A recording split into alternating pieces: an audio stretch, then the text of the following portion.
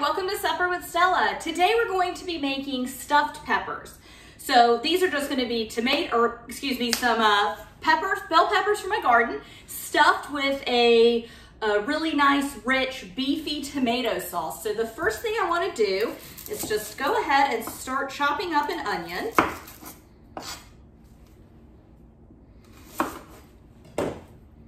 And we're just making a sauce, but it's going to be a sauce full of beef. It's going to be nice and chunky, so don't worry about doing a fine mince or anything. Just a rough dice is fine here.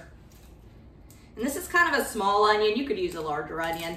I bought a bag of onions and they all were just a little on the small side.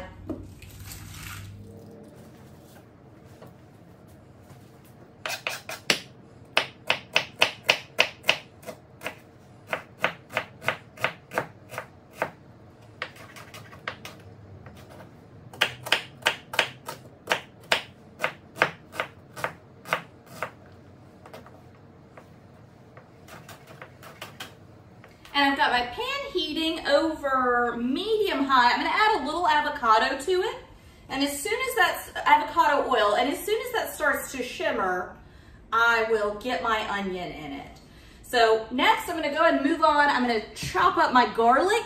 And though not in the recipe, I am gonna use, like the recipe posted, I am gonna use some celery. I have a ton of celery fresh from my garden, so it's really good.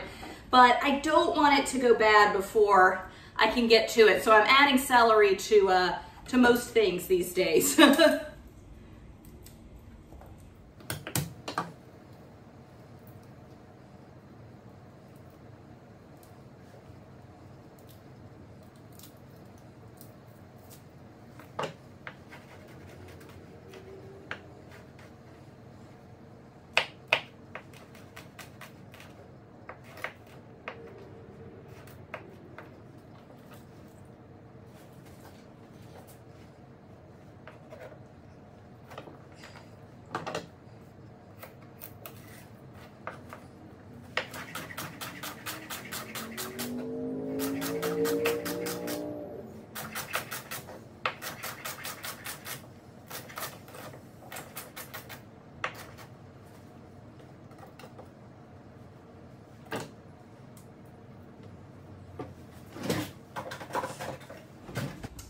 So I'm getting a little movement, a little shimmer of my oil. So I'm gonna go ahead and get my onion and my celery in, and I'm gonna hold off on the garlic for a minute.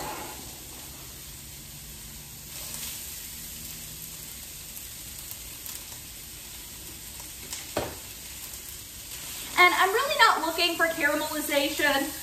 It wouldn't be a bad thing if you did take these as forward cooking as being caramelized, but I really am just looking for some translucent, softening everything up.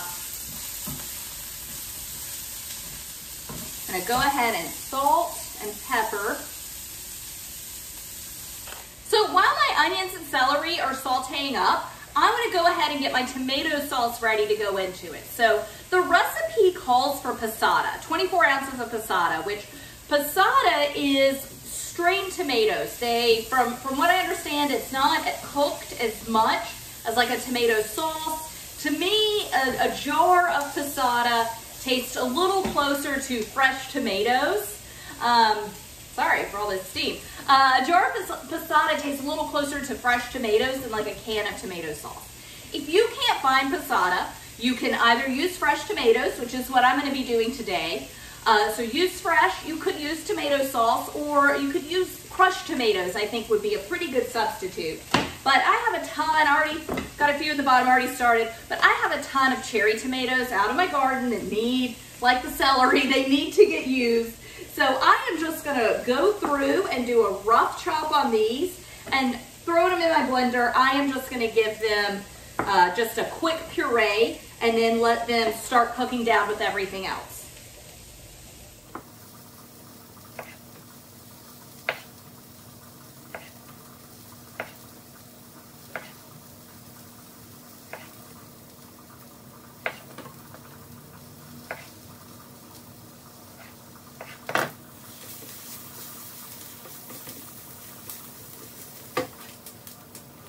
So I'm getting a little bit of browning, a lot of softening. I'm gonna turn my heat down some, threw the garlic in, and I'm about to get my ground beef in.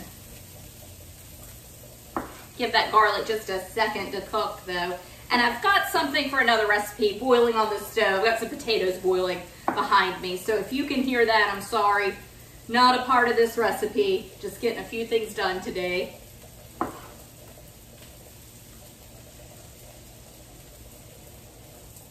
Okay, so I've just got a pound of ground beef. I'm gonna pull my vegetables kind of off to the sides. I'm gonna add a little more avocado oil. And I have already salt and peppered this.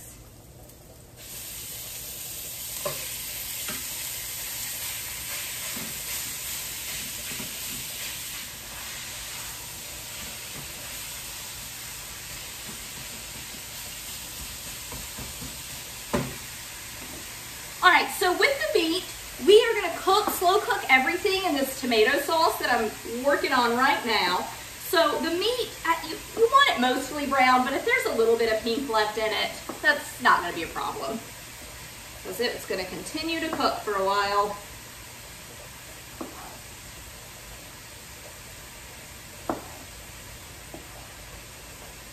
I'm afraid that if I just put these into the blender, they wouldn't puree that well. So that's kind of why I'm taking the time to go through and give everything, just slice it in half.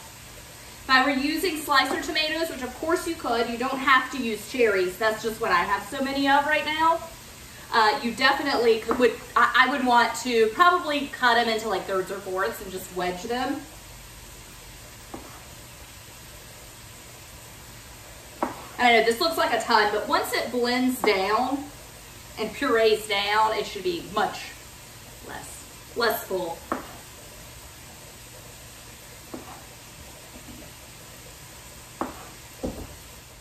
All right, so I don't think my blender will reach, actually it might, it does, good.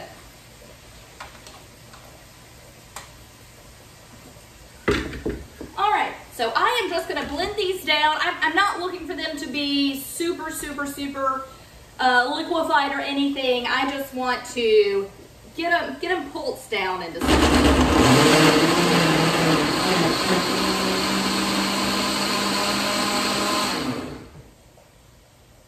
And they're super liquefied, which is fine. Passata is very liquidy. This is perfect. I just didn't know that the blender would be that effective, to be honest.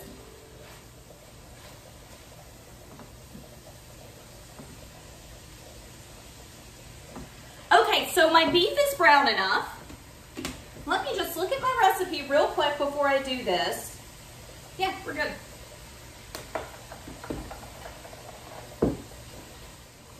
All right, so I am just gonna pour this in.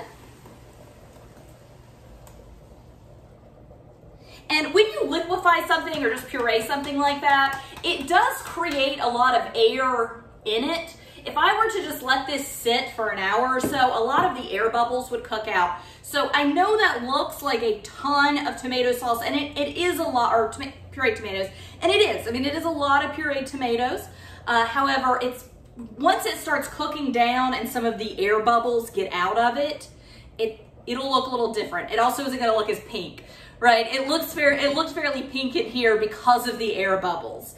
Whenever I make a hollandaise in my blender, it always looks like cream colored instead of yellow, but once the air bubbles get out of it, it looks more yellowy. So what I want to do, this needs to slow cook, and I'm probably going to move it to the stove behind me to just a better eye than this little burner to slow cook down. But I want to give it a good salt and pepper.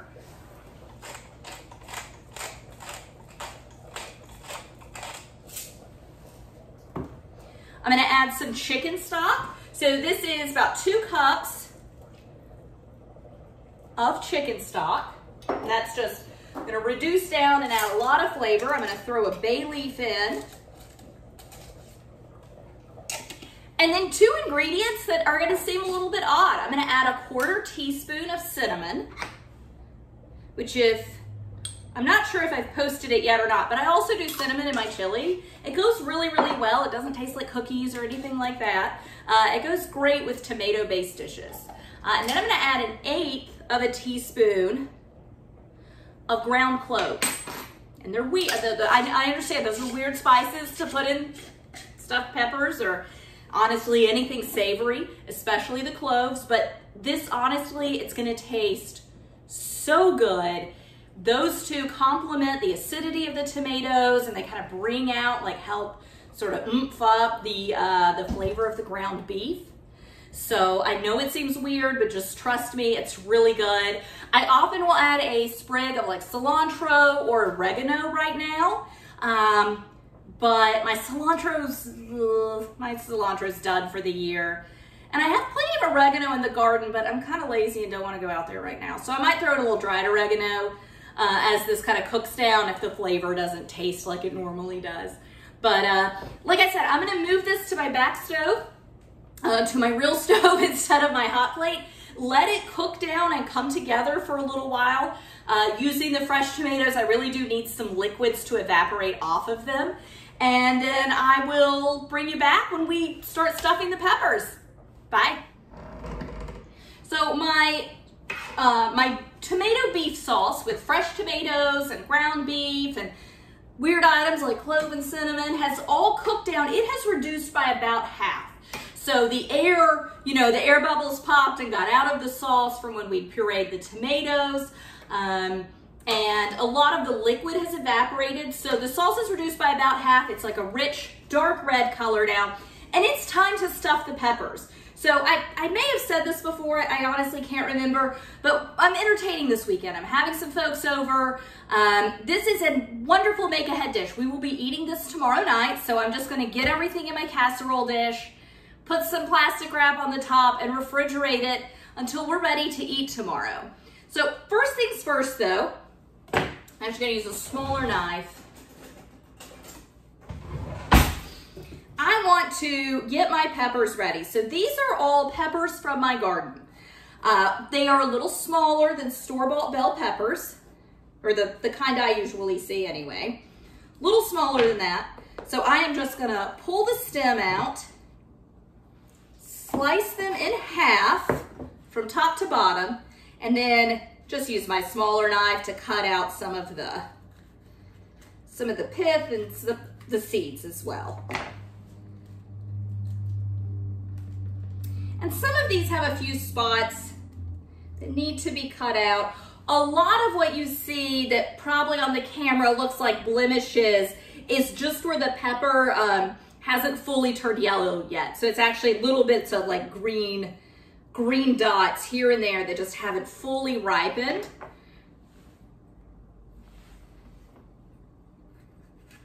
So I am just gonna get through these peppers and get them all in my pan.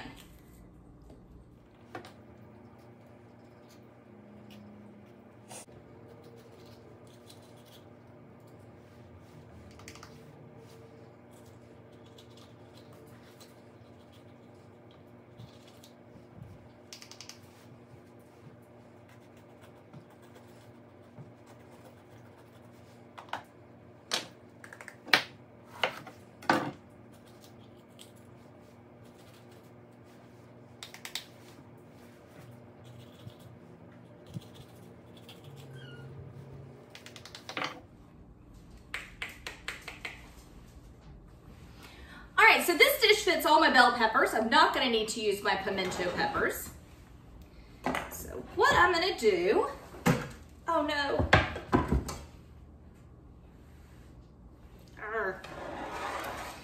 So I'm just gonna scoop this mixture into each pepper. Now the recipe that I post and the recipe that I normally make calls for rice. So usually when I make this, the first thing I do is get rice cooking. I then add the cooked rice to this meat mixture and stuff my peppers with that.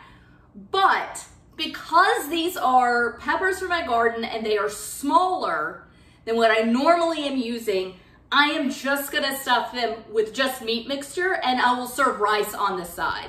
So just note that difference. I'm intentionally leaving rice out of this recipe. because again, they are a smaller a smaller pepper than what I usually am working with. The rice is great because it kind of helps spread things out. But with these little peppers, I don't really need to spread anything out. And if there is any leftover meat mixture, which there might be, I kind of drizzle it down in between the peppers to kind of help stabilize them while they're cooking. And also that liquid, any liquids left in here will get put in the bottom of the casserole dish, because those help the peppers. These are raw peppers, right? So it's gonna help those peppers cook up, being surrounded by liquid. And some of my peppers, as always, some stand really well, some not at all. I'm very glad that I made the decision not to add rice, because I'm gonna have a ton of mixture. But I'm so proud. I've been waiting all year to make stuffed peppers with my own garden-grown bell peppers. You know, I know they're a little smaller, but that is all right.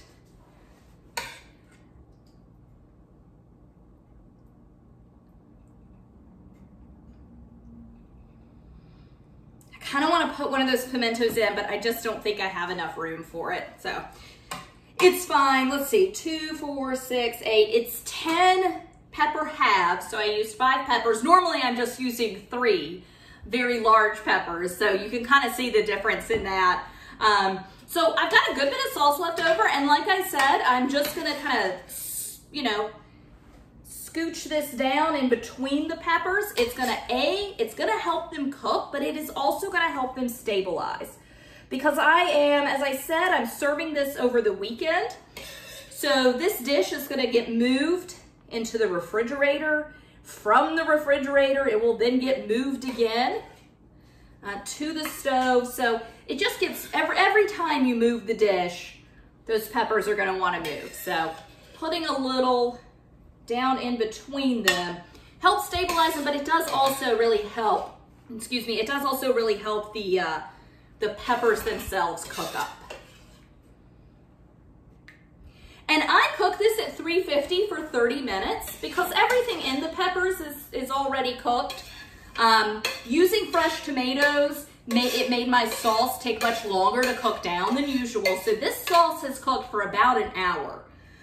Normally I'd say I'd probably cook it for maybe 30 minutes, but it did, of course, and I knew it would take longer for those fresh tomatoes to cook down. So everything in the mixture is cooked. You're really just heating through and cooking the peppers. So depending on how cooked, how much of a bite you want your peppers, like literally, not as in a bite as in heat, but like an actual bite as in crunch, depending on how much of that you want will really dictate how long they cook for, okay? So for me, at 30 minutes, they still have a good bit of a bite to them, although these are smaller than what I'm used to using, so they will probably cook up a little bit more than I'm used to, so I'll probably check on them at 20 minutes. And I am just gonna do, I've got Munster, not a traditional cheese for stuffed peppers. It's just my favorite, and it melts up so well that I love it for stuffed peppers. And I just took several slices and cut them into quarters. Not every pepper is gonna get 2, but some of the bigger peppers will get 2 slices. It's a pretty big one. But they're so packed together, it's all gonna kind of melt together a little bit. So that is it. I'm gonna clean up the side of my dish. Since I'm serving this tomorrow, I'm just gonna put plastic wrap on it and refrigerate it.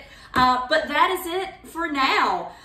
When I show you the picture of it, and I will try very hard to remember to take a picture, but sometimes it is difficult when you're entertaining to actually remember to get a picture because, you know, you've got company over and you're all excited. I have cooked this many times, so it's already on my website. It's on my Pinterest and Instagram and all of that. So I already have pictures of it. So if the picture you see at the end doesn't quite look like what we cooked today, that's just because it's an older picture, but the recipe's the same, other than it would have a little rice in it. So as I said, I'll try to remember to snap a picture tomorrow night when we eat this, but that is stuffed peppers. Thanks so much for joining me. Bye.